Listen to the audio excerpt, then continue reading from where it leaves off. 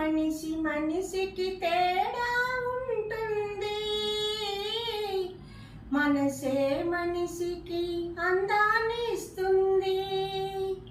ఏ కన్నీరైనా వెచ్చగా ఉంటుంది, అది కలిమిలేములను మరిపిస్తుంది.